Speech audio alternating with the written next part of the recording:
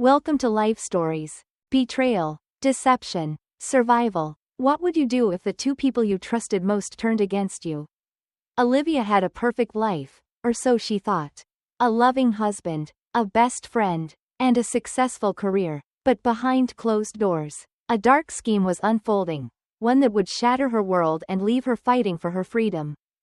Join us as we dive into today's gripping story of love, lies, and redemption. Don't forget to subscribe to Life Stories to follow Olivia's journey and many more unforgettable tales. Now, let's begin today's story. The mornings were my favorite part of the day. Before the world stirred awake. Before the noise of life filled every space. It was just the two of us. Jake and I would sit across from each other in our sunlit kitchen, sipping coffee in comfortable silence. It was in these moments that I felt closest to him. There was something reassuring about the way he held his mug. How he flipped through the newspaper with absent-minded ease. How he would glance up at me, a soft smirk playing on his lips. I had always believed we were one of the lucky ones. A marriage built on trust, mutual ambition, and years of unwavering support. I was an architect, dedicated and passionate about my work. And Jake was a successful businessman, charming and sharp-witted. Together, we had built a life that others envied, a beautiful home in the heart of Chicago. Careers that flourished, and a love that had weathered time. Or so I thought. The first signs were subtle, barely enough to cause concern. Jake, always so attentive, had become distracted. His phone seemed glued to his hand.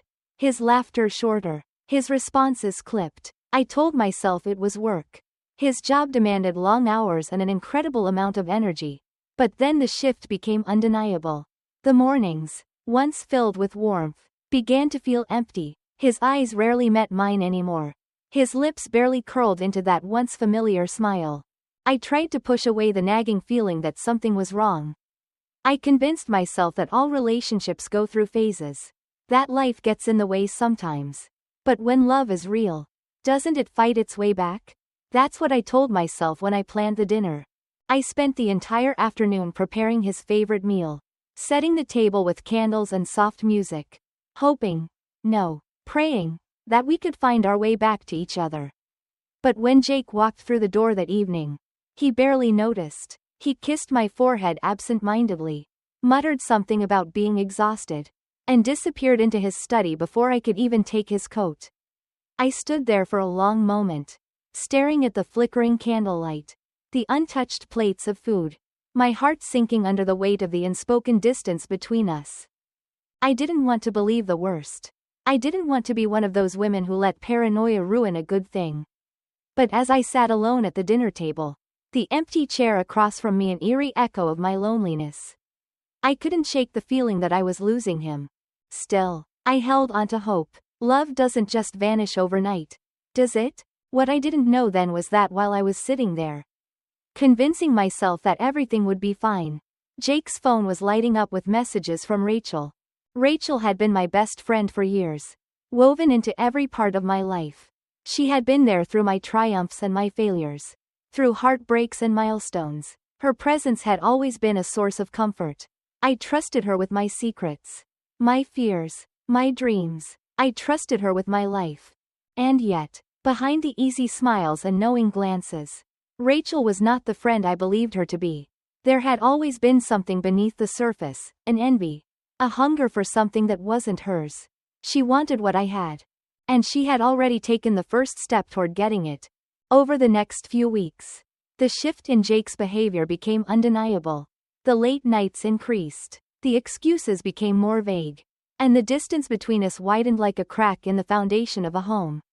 I would lie awake at night, staring at the ceiling, listening to the faint hum of his voice through the study door, wondering who he was talking to. One evening, as we sat in the living room, I turned to him, my voice gentle but firm. "Is everything okay, Jake? You seem different lately." He barely looked up from his phone. "Work's been hectic," he muttered. "Nothing to worry about." But I did worry, because the man sitting next to me, the man I had built my life with, felt like a stranger. Rachel, ever the supportive friend, seemed to sense my unease. She visited more often, reassuring me in ways that, at the time, Felt comforting. Men get like this when they're under pressure. She told me one afternoon as we sat in my kitchen, sipping tea. Jake adores you. Don't overthink it. I wanted to believe her. I wanted to believe that the man I loved, the man who had once looked at me like I was his whole world, was simply buried under the weight of stress. But there was something in Rachel's eyes that unsettled me. A flicker of something I couldn't quite name. I ignored it. I shouldn't have. The distance between Jake and me grew like an unseen chasm, widening with each passing day. It wasn't just the late nights or the clipped responses anymore. It was the way he barely touched me. The way his gaze seemed to drift past me instead of settling on me like it once had. I tried to be understanding. I told myself I was overthinking. After all, Rachel reassured me every time I voiced my concerns. Jake's just overwhelmed, she would say with a small smile. Men don't handle stress like we do. Give him space. And I did. I tried. But no matter how much space I gave him, it wasn't enough. Then came the moment I should have known everything was a lie. One evening, I decided to surprise Jake at his office. It was late, and I had spent hours making his favorite lemon chicken, a meal I knew he loved. If work was truly the problem, then maybe a small gesture would remind him that he wasn't alone. That he had a wife who supported him. But when I arrived, his office was empty. His assistant looked at me with confusion. "Oh, Jake left hours ago," she said, frowning. A chill ran down my spine. "Did he say where he was going?" She hesitated, her gaze flicking toward the floor. I assumed home. But he wasn't at home. I called his phone. It rang once before going to voicemail. Rachel was the one who calmed me down later that night. She sat with me on my couch, holding my hand, brushing off my concerns with her usual ease. "Maybe he went for a drink with a client and didn't want to wake you," she suggested. The explanation was simple, too simple, but I let it go. I didn't want to be that woman, the kind who saw problems where there weren't any. If only I had trusted my instincts. A week later, Jake came home late again. He smelled of expensive cologne. Not his usual scent but something richer. Heavier. When I wrapped my arms around him, he stiffened. That night, as he showered, his phone lit up on the bedside table. A message from Rachel. I stared at the screen, my heart pounding. My fingers trembled as I unlocked his phone. The code, a familiar sequence, our wedding date. And then I saw them. Messages. Dozens of them. "Rachel, I can't wait to see you again. Jake. Soon. Just a little longer. Rachel. She has no idea. Does she? Jake. Not a clue." My stomach turned. The words blurred together as my world tilted.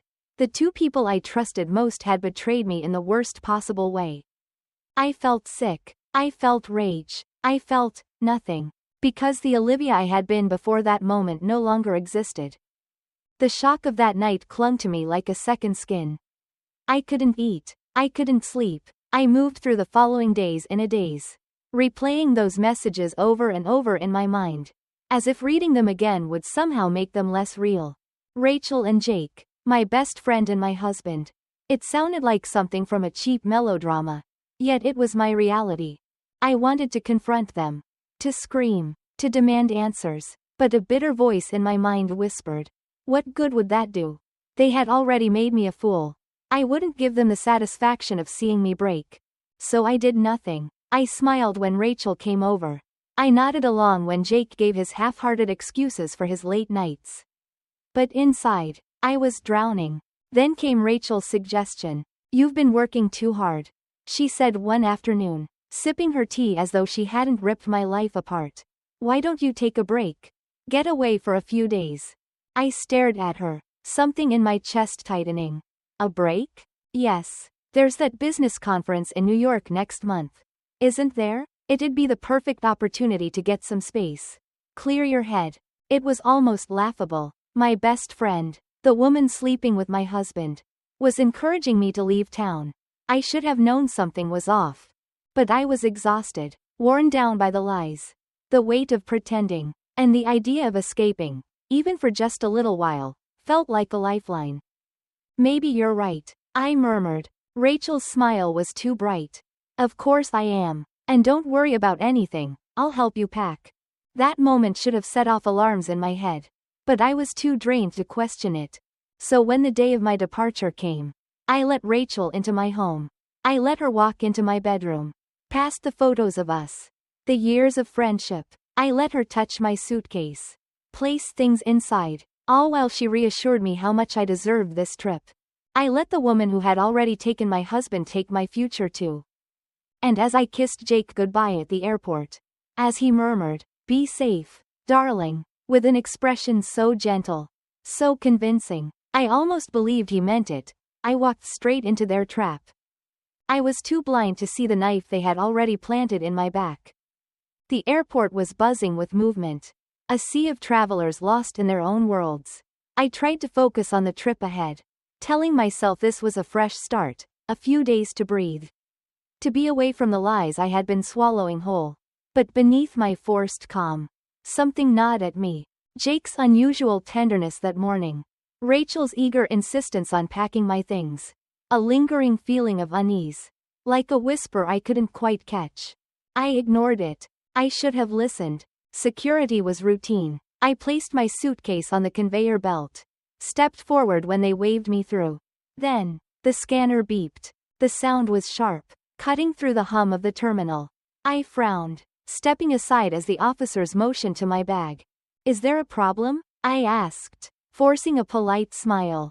"Just a routine check, ma'am," one of them said. His tone was neutral, unreadable. I watched as they unzipped my suitcase. Their gloved hands moving through neatly folded clothes, toiletries, documents, and then, they stopped. A package, small, tightly wrapped in plastic. Not mine. I felt my stomach drop before I even understood what was happening.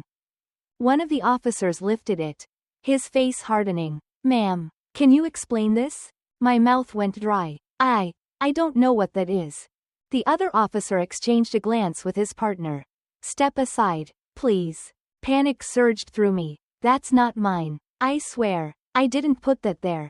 "Ma'am," the first officer said, his voice now firm, "you need to come with us." The words barely registered. The world around me blurred. The sound of my heartbeat drowning everything else out. My hands trembled as they gripped my passport. My boarding pass. Proof that I was just a traveler. Not a criminal. But none of it mattered. Because no matter how many times I protested, no matter how many times I told them I had no idea how that package got there, their faces remained unchanged. They had heard it all before. And so, as they led me away, past the travelers who barely spared me a glance, past the life I had been trying to reclaim, I realized something. This wasn't an accident. This was planned. Someone had put that package in my suitcase.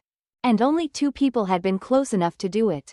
Jake. Rachel. The betrayal I had thought couldn't cut any deeper had just reached a depth I never imagined possible. The past few months had been a nightmare. A relentless battle against betrayal, injustice, and heartbreak. But as I stood outside the courthouse, breathing in the crisp autumn air, I knew that nightmare was finally over. The judge's words still echoed in my mind. Not guilty. 2 simple words that had the power to undo the lies. To give me back my life. Jake was in prison now, stripped of the power and wealth he had stolen. Rachel, though not behind bars, would never escape the weight of her own guilt. She had tried to apologize in a letter. But I hadn't read it. Some betrayals didn't deserve words. I had lost so much. My reputation, my career, my peace. But standing there, feeling the sun on my face for the first time in what felt like forever, I realized something. I had survived. And I was stronger because of it. Rebuilding wasn't easy, but every step forward felt like reclaiming a part of myself. My home, once tainted by their presence, was now mine again, filled with light, laughter, and things that belonged only to me.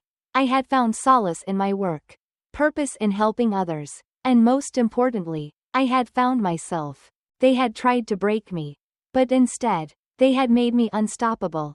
This wasn't just a story about betrayal. It was a story about survival, about strength, about learning that even when everything is taken from you, you can rise again.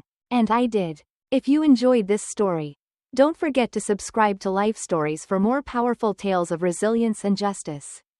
See you in the next one.